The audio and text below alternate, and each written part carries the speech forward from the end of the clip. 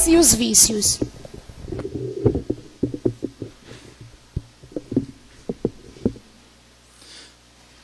Queridas irmãs e queridos irmãos, que possamos continuar na paz de Jesus, nessa tarde de reflexões em torno dos ensinamentos da ótica espírita, que tanto nos tem ajudado a compreender o mundo e verificar a misericórdia infinita de Deus, nosso Pai Criador, bem como nortear-nos perante os desafios da vida.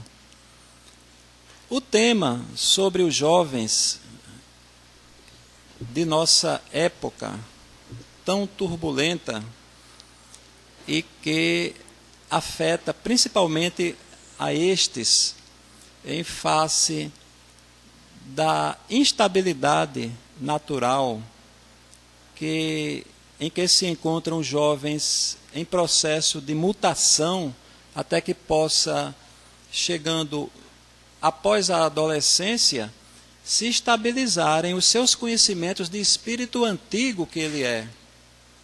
Enquanto isso, ele fica sujeito à segurança. A segurança de quê? De uma família razoavelmente estruturada, a fim de que possa ele firmar as bases com que enfrentará o mundo em definitivo quando conquistar a sua autonomia. E a família, como nós sabemos, ela é alvo, nos nossos dias, é o alvo principal que afeta essa base, essa célula da sociedade. E por isso a gente vê um quadro de juventude, não só no nosso país como no mundo todo, assoberbado pelas drogas, pelos vícios. Aí sobrevêm os problemas que se atrelam a isso, o desemprego, a dessociabilização e tantas outras coisas que afetam os nossos filhos. Assim, meus irmãos, a doutrina espírita oferece visão clara, que tudo tem uma razão de ser, e isso não era para ser diferente. Se fosse para ser diferente, Deus, diante do qual não cai uma folha de árvore sem que ele queira, né? Como disse Jesus, não permitiria. Mas isso é um processo que deságua em decorrência da criatura humana. Nós estamos em plena fase de mudanças planetárias, mudanças de um horizonte largo, que afetam toda a sociedade humana. E os jovens estão inseridos nesse meio, é óbvio. Considerando que os jovens não são espíritos jovens, mas são corpos jovens, uma criança, um bebê que nasce, uma criança, um garoto, um adolescente, uma adolescente, são espíritos velhos como nós somos. Nós estivemos na história passada no mundo, vestindo outros corpos materiais, mas nós mesmos, a nossa personalidade, em trânsito para a perfeição espiritual. E fomos nós que escrevemos essa história com a nossa índole, com o nosso caráter. Aliás, melhor considerando, passar pelas fases da história e da evolução do mundo é que constroem o nosso caráter, a nossa condição de espíritos. Aí é o objetivo da reencarnação. Então eu desejo estudar com vocês nessa tarde um ponto que se atrela ao jovem, que são as influências espirituais. Sim, a maioria dos senhores, se não todos, estão aqui, acho que por conta desse assunto, né? Influência espiritual.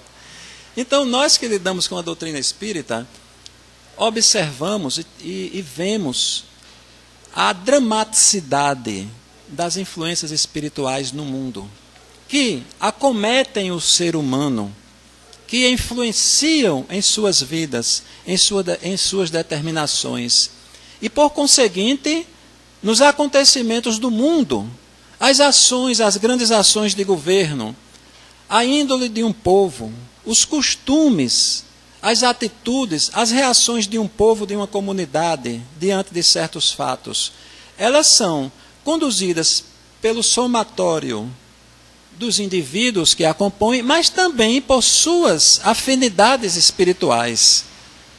Então, voltando àquela velha questão do Livro dos Espíritos, que cita-se muito nessa casa e em outros estudos espíritas, e é preciso que se continue batendo nessa tecla, a fim de vermos, de percebermos em sua dimensão, vamos dizer assim, mais próxima do real, como as nossas afinidades espirituais, aquelas a quem nos agregamos pela nossa forma de ser, como elas respondem, como elas influenciam nas nossas atitudes, nas nossas escolhas, nas nossas reações, nas nossas ações.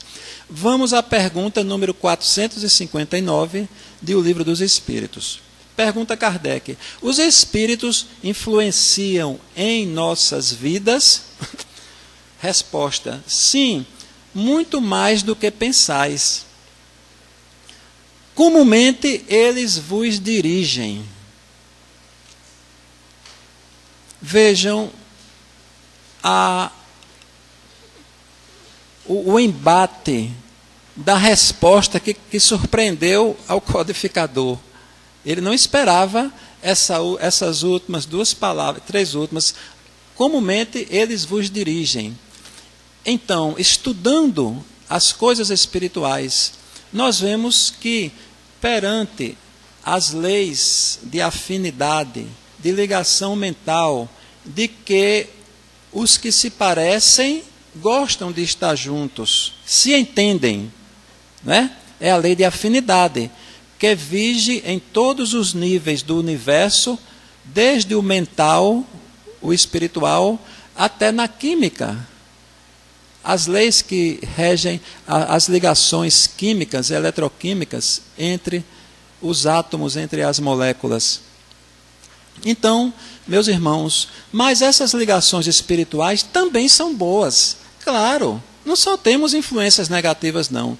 Eu trago aqui para vocês, nessa tarde, um estudo muito interessante, retirado dessa ótima revista que se chama Tribuna Espírita, que é editada aqui em João Pessoa.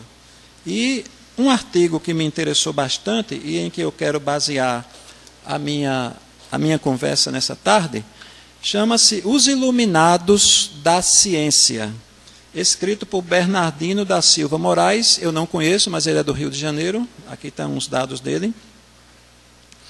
Então, vejam esses depoimentos. Primeiramente, o de um cientista inglês chamado Joseph Priestley, que viveu entre 1733 e faleceu em 1804, por sinal a data de nascimento de Kardec, né, 1804.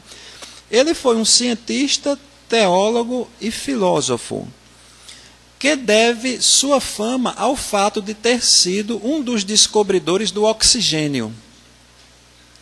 Autor de muitos estudos e pesquisas brilhantes, foi um dos precursores da química moderna. Então, Joseph Priestley, ele disse o seguinte: devemos mais ao que chamamos de acaso, ou seja, filosoficamente falando, a observação de eventos que surgem de causas desconhecidas, devemos mais a esses do que a qualquer projeto apropriado ou teoria preconcebida nesta área. Então, Priestley, ele dizia, observando a vida de cientista dele, que ele devia mais às suas descobertas a um acaso, que ele chamava, entre aspas, acaso, do que ao que ele tinha preconcebido, ao fruto dos seus estudos, do seu esforço, do seu laboratório. Ok? Vejamos outro depoimento de um outro cientista. Aliás, esse aqui é de Priestley ainda, é outro. É sempre dentro de si mesmo que os homens inteligentes e de gênio tiram... Aliás, esse aqui é do Livro dos Espíritos. É sempre dentro de si mesmo que os homens inteligentes e de gênio tiram suas ideias. Resposta do Livro dos Espíritos. Algumas vezes elas lhe vêm do seu próprio espírito.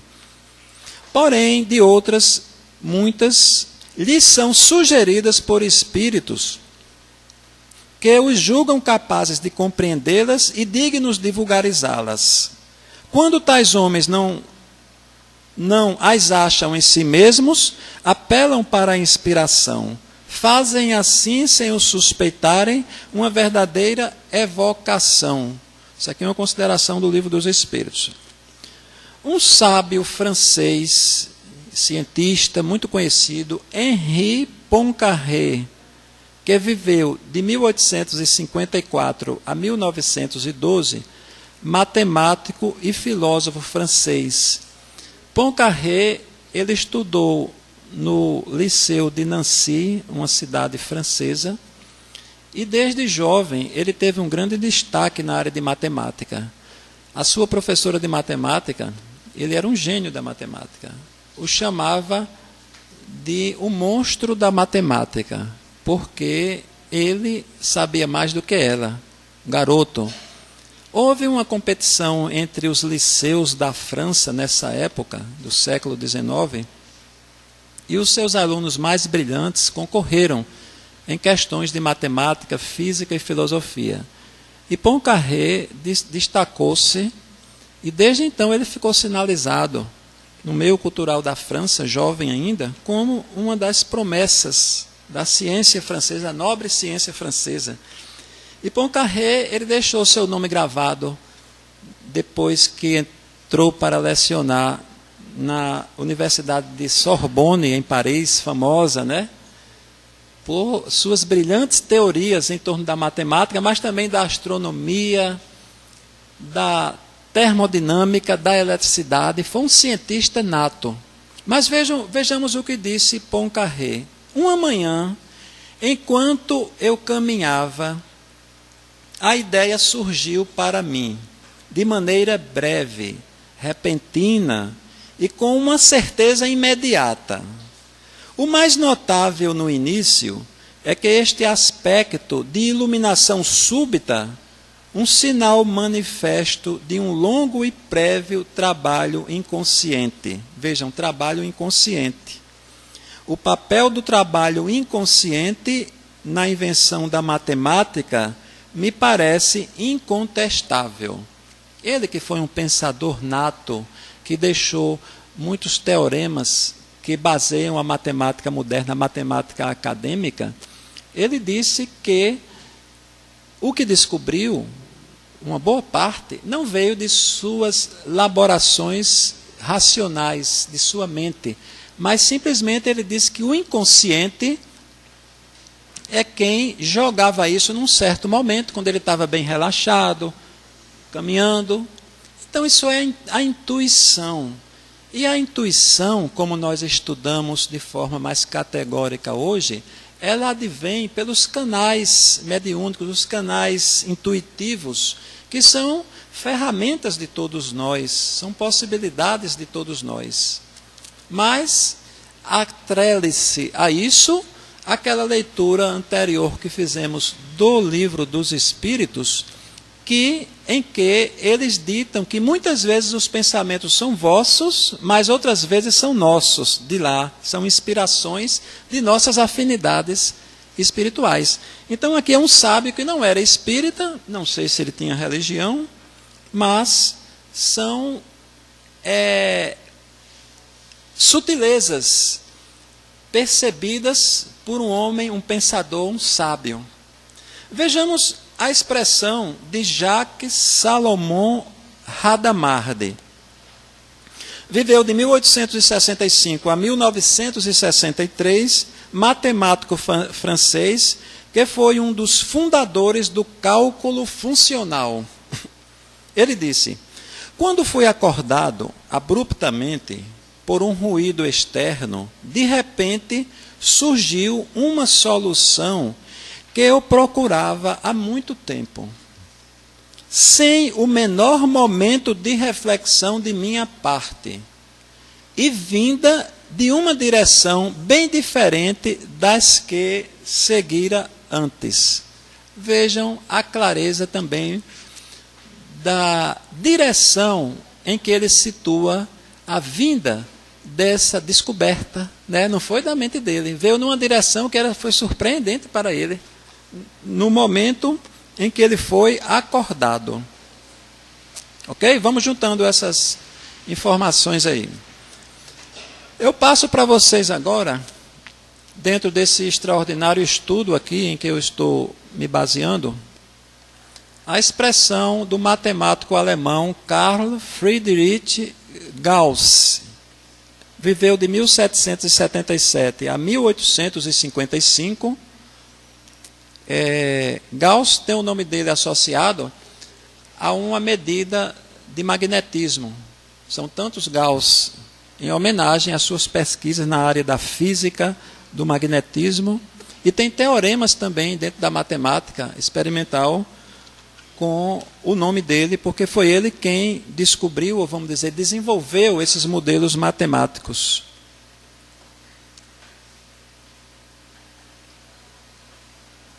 Gauss, depois de 4 anos procurando a solução de um problema matemático, relata impressionado: como um lampejo de luz repentino, o enigma estava resolvido.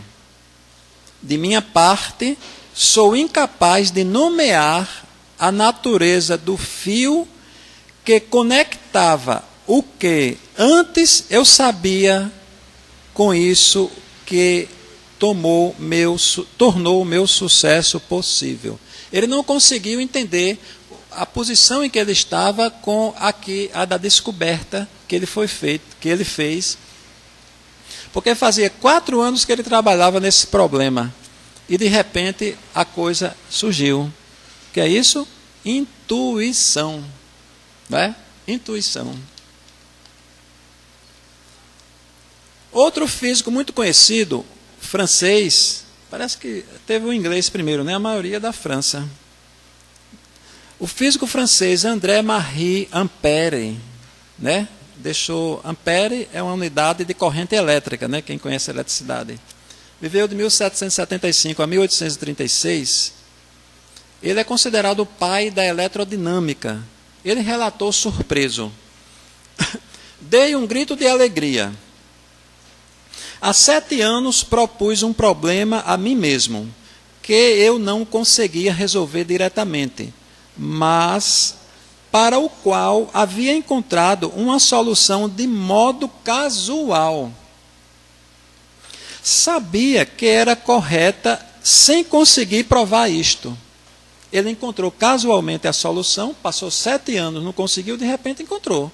E não sabia, tinha certeza que estava certo, mas não sabia como chegar àquilo. A questão voltava muitas vezes à minha mente, e procurei 20 vezes por esta solução em vão. Por alguns dias, ruminei essa ideia continuamente, até que, não sei como, eu a descobri. Não sei como, eu a descobri. Juntamente com um grande número de considerações novas e curiosas relativas à teoria das probabilidades. É um dos assuntos de matemática, né, que a gente estuda aqui no ensino médio, você sabe. Então, teve uma grande contribuição de Ampère nesse caso, e que ele descobriu, ele disse, bom, eu passei muito tempo mexendo nisso aqui, não consegui. De repente me chegou, eu sabia que estava certo, e naquele momento eu não soube como provar que ela estava certa, mas eu tinha uma certeza na minha sensibilidade. Quer dizer, ele estava contando não com o seu intelecto, mas com a sua intuição. Não é isso, gente? Outro sábio, famoso cientista, Auguste Kekulé, alemão, viveu entre 1829 e 1896.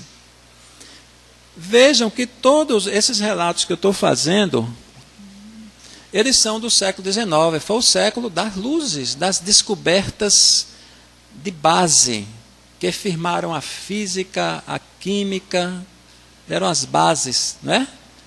o século XIX. Auguste Kekulé, ele era alemão. E em 1854 ele teve um sonho, que ele contou em sua biografia. Está aqui o sonho. Em um belo final de tarde, de verão, eu retornava no último ônibus através das ruas desertas da metrópole, que em outras horas são cheias de vida. Entrei em um devaneio e vejam só, ele distraiu-se, a gente deu aquela fugida, né? Ele vinha tranquilo no ônibus, e vejam só, os átomos estavam saltando à minha frente. Eu vi como muitas vezes que dois átomos menores uniam-se para formar um par, como um maior abraçava os dois menores, como um maior ainda se prendia a 3 ou 4 dos menores, e o conjunto ficava rodopiando em uma dança vertiginosa. Vi como os maiores formavam uma cadeia, arrastando os menores atrás deles. Aí o condutor do ônibus gritou, Rua Chaplin, o nome da rua lá, para o pessoal descer. Quando o condutor gritou, despertou-me do sonho. Olha que era um sonho, hein, gente? Mas passei parte da noite fazendo alguns esboços destas em formas no papel. Assim começou a teoria estrutural. É o início, ele desenvolveu isso aqui e ele, Kekulé, colaborou para a teoria da eletrosfera, dos elétrons em torno do núcleo, certo? Então começou com isso. Ele ia no ônibus, dormindo, e veio tudo isso assim de repente, né? Quando a gente pensa que muitas vezes essas profundezas da ciência advêm com muita racionalização, com muito intelecto. Vejam que tudo isso está por trás, foi um preparo. Mas quando a coisa chega, é de repente, é o caráter das coisas intuitivas. Elas chegam de repente e completas. Porém, o indivíduo tem que encontrar as bases na mente do indivíduo, senão não pega. Um negócio desse chegasse para mim, eu podia sonhar toda noite, eu nem entender nada. Então, vejam o que é o caráter da intuição. E, finalmente, eu lhes trago o depoimento de um sábio já do século XIX, ou século XX, que foi Dmitry Mendeleev, russo, químico. Então, Dmitry Mendeleev, ele tinha o hábito de cochilar durante o dia. Uma tarde, em seu escritório, de repente, acordou de um sonho, sentindo-se estranhamente animado, eufórico. De uma só vez, o sonho havia revelado a ele praticamente toda a ordem dos elementos. O quê? Esse rapaz aqui, ele foi o criador da tabela periódica dos elementos, aquela tabela lá de química, que agrupa os 100 e tantos elementos químicos que existem na natureza em grupos característicos, com funções características. E essa tabela é extremamente importante para quem está estudando química, né? E principalmente para quem lida com a ciência mesmo, né? Então, Mendeleev, ele viu essa tabela num sonho. Agora, ele era químico. Ele passou a vida todinha dele se preparando para um dia essa intuição sobrevir na mente dele. Se fosse na minha, não dava certo, né? Então, gente, intuição é a busca, é um aporte que nós recebemos, é uma informação, mas informação não é uma palavra boa para isso, não completa, porque o seu caráter é que ela é instantâneo e completa. Ela vem em 3D, vamos dizer assim.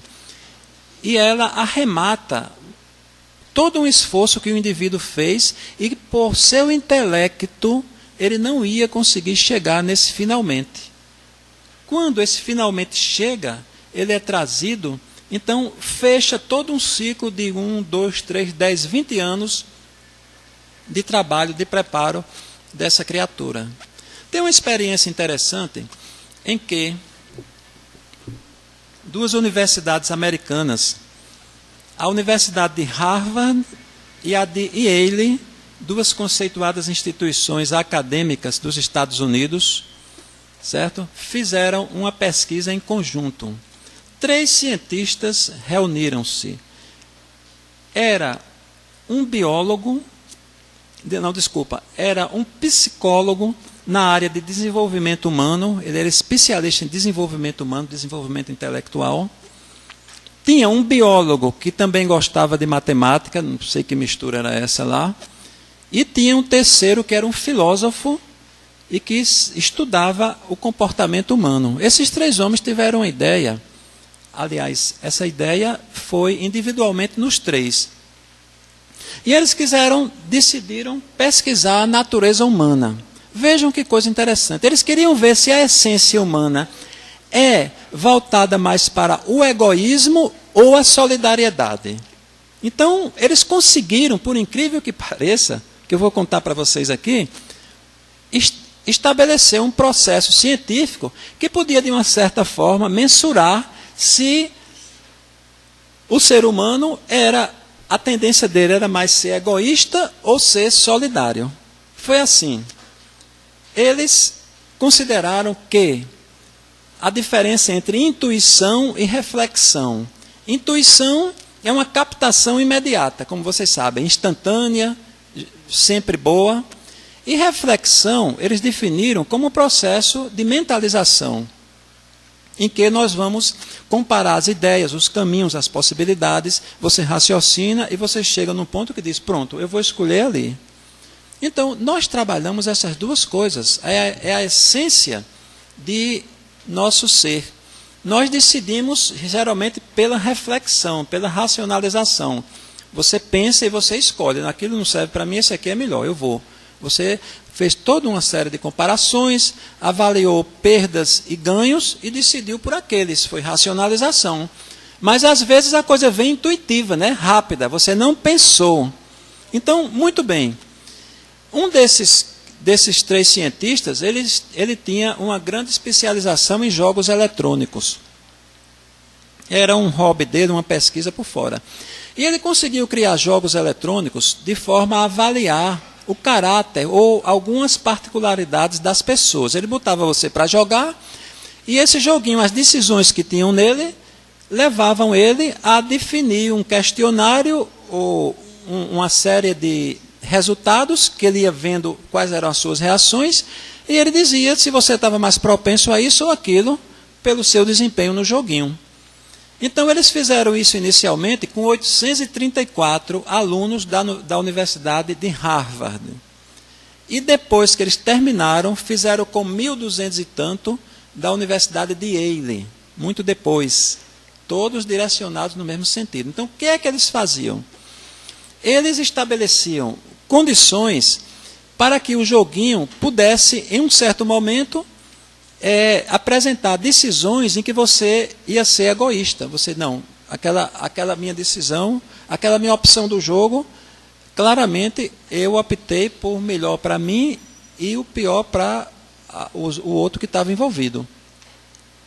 Outro joguinho testava o contrário. Aquela decisão em que eu me mostrava mais solidário com o grupo, certo? Então, eles submeteram essas 2.000 e tantas pessoas a esse jogo. E depois verificaram, veja o que é interessante, que a maior parte, a parte dominante dos resultados, mostrava que as decisões tinham sido aquelas decisões que precisavam de mais rapidez tinham sido a de ordem solidária. As de maior rapidez eram as decisões em que você não podia pensar. Você não podia escolher, avaliar as coisas. Já as decisões que demoravam mais, precisavam de uma elaboração, essas que não eram intuitivas, porque a intuição é rápida, né? Essas aí mostraram que as pessoas também trabalhavam nessa linha. Então, enfim, qual foi a conclusão? Que aqueles jogos que denotavam a solidariedade, eles ganharam de longe, e porque as respostas eram mais rápidas, eram intuitivas. Então, enfim, a grande conclusão desses cientistas, que o ser humano, por natureza, ele é mais solidário do que egoísta. É incrível, né? Mas, então, está essa pesquisa lá. E isso, vocês entenderam. É porque são as decisões rápidas. Essas ganharam no quadro dos jogos que levavam à solidariedade.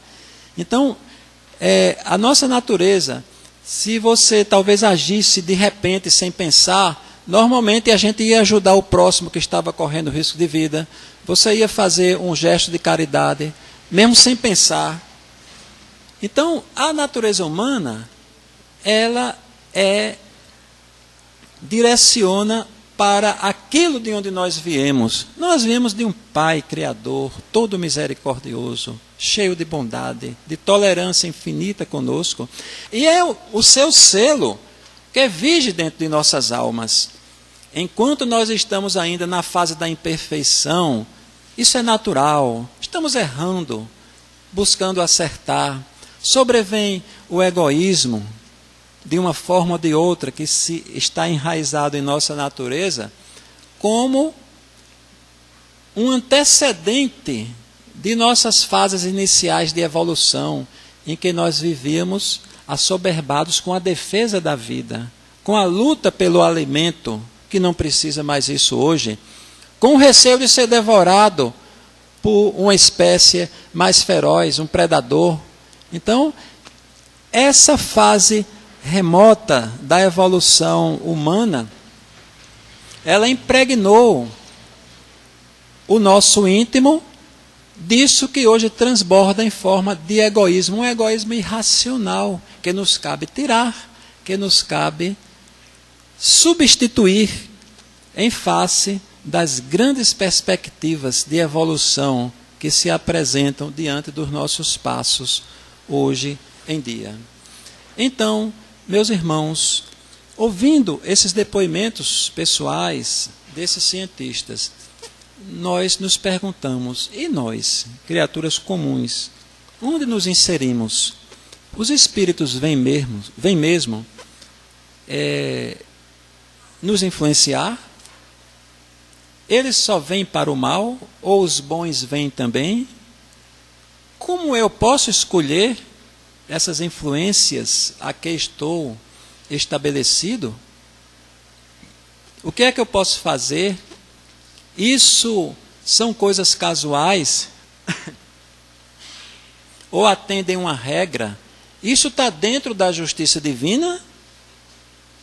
Perguntas bastante coerentes que a doutrina espírita coloca as respostas de forma clara, simples, e que nós precisamos compreender para poder fazer melhores escolhas perante a oportunidade de existência que Deus nos concede a cada momento, a cada dia. Então, meus irmãos, nós vemos que a forma como a gente escolhe ser, ela é determinante. Ela é quem vai legislar sobre que influências espirituais vão me afetar. É a lei de afinidade, é uma lei divina, que a própria ciência estuda, vocês sabem. E aquilo aonde eu estou, o lugar, os pensamentos que eu recebo, as ideias, elas apenas respondem à minha forma de ser. Daí que o Evangelho de Jesus, esse código divino que ainda não foi compreendido por nós, ele é o Evangelho, ele é um manual de vivência do super-homem, do futuro, do homem da mulher, cidadãos do universo. Não é? dos séculos futuros, mas que precisa, para que cheguemos a esse cidadão do futuro, que seremos nós, precisa de haver um balizamento desde o início. E eis aí o Evangelho, há 2000 anos, que foi colocado de uma maneira magistral. Né? Jesus não preocupou-se com letra. É tanto que ele não designou nenhum escriba, nenhuma autoridade, nenhuma biblioteca, nenhum templo para guardar seus preciosos ensinamentos. Não designou ninguém. Ele chamou foi um monte de pescador, de gente que não era dada as letras, que ele podia muito bem chamar os sacerdotes do templo, que viviam ali, que eram os fariseus, os homens letrados, os saduceus, que guardavam as escrituras do templo de Israel, eram homens dados à letra, que por isso empreendiam largas discussões, que empreendiam debates públicos, movidos pelo orgulho, pela vaidade. Esses tinham condição de guardar muito bem, né? Não é isso? Mas Jesus não preocupou-se com isso, porque ele explicou-se mais adiante: bem-aventurados sois vós, Pai de misericórdia, porque escondestes essas coisas dos sábios e prudentes e as revelastes aos pequeninos, ou seja, aos simples, aos humildes. Não eram exatamente ao pessoal obtuso de entendimento, não. Mas a simplicidade. A simplicidade, ela é atributo dos grandes. As complexidades vaidosas, as excrescências, são atos da ignorância, da gente que ainda está nessa evolução. Mas o Evangelho veio para ser compreendido pelos que tinham simplicidade e um intelecto amplo e entendimento. Então, nesse Evangelho é que está a chave da harmonia do indivíduo para com a vida, para com a sociedade e principalmente para consigo mesmo. É necessário que possamos nos conhecer, ter esse autoconhecimento, a fim de manejarmos as nossas possibilidades que Deus nos concede, a inteligência, a intuição, né? Olha aí os ouvidos abertos às coisas da espiritualidade.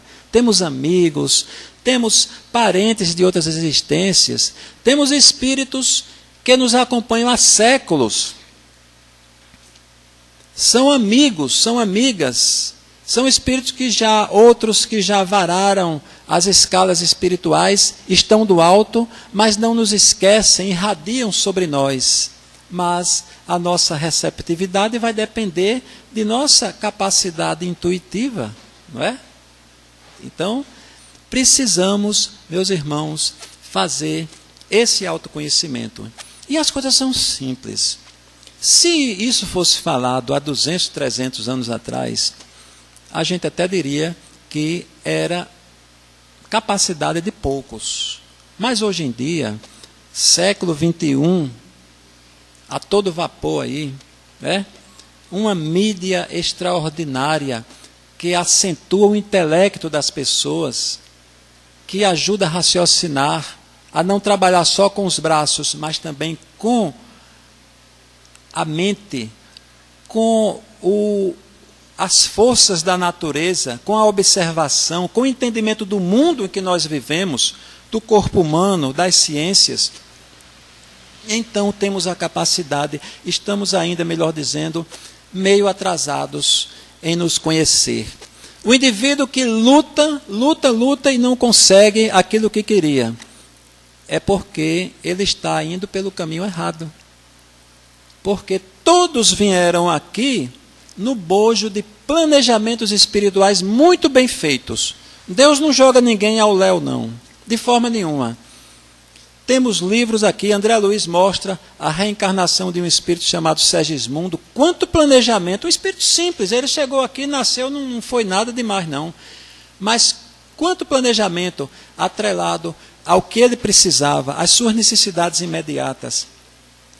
Ao lugar onde ele ia ser, onde ia reencarnar, a família, as circunstâncias que o envolveram em sua existência material, para que aquele Filho de Deus pudesse encontrar a evolução, aquele passo evolutivo que era preciso ele dar. E todos nós víamos assim. Agora se pergunta, e por que eu não sei isso? Por que eu não sei a minha parte? Por que eu não sei o meu planejamento? Porque ensinam os espíritos do bem. As coisas fluem naturalmente. Se você soubesse, o meu plano de vida está aqui. Eu ia agir como um ator, não era? Um ator que estava representando o papel. Eu digo, rapaz, não vou escapar não, senão eu vou ser acusado lá de não ter cumprido. Ora, aquilo não estava trabalhando a minha essência. Eu estava fingindo. Eu não ia mudar. Eu não ia enfrentar os desafios utilizando minhas próprias forças. Eu ia me estagnar. Não é isso mesmo? Então, todos nós estamos atrelados a isso. E você quer chegar perto disso? É possível sim, é comum. Isso não está fechado não a um campo de iniciados, a gente especial não. Está ao nosso alcance. Trabalhe a meditação. Na meditação, nós esquecemos um pouco o mundo lá fora, o mundo que nos atemoriza, o mundo que atrai as nossas ambições, o mundo que nos prende, nos escraviza, né? Essa mídia é uma coisa horrível. Nunca houve tantos escravos como hoje em dia. Eu queria até fazer uma análise disso, mas não é possível não. Então você volta-se para dentro de si, começa a escutar os seus sonhos, começa a perceber a sua mente, a profundidade de sua alma. Meus irmãos, nós somos espíritos milenares que nos arrastamos nas diversas existências, nas diversas culturas para formar esse padrão, esse psiquismo que somos nós hoje. E estamos em demanda de estradas eternas e infinitas. A vida não cessa jamais. Apenas troca-se ao indumento material. Então, essa profundidade humana, nós vamos conseguindo respostas. Meu Deus, eu não sei porque isso só acontece comigo. Não sabe porque você não olha para dentro de si. Em si, disse Albert Einstein, todas as respostas estão em nós mesmos. Todas as respostas estão em nós mesmos.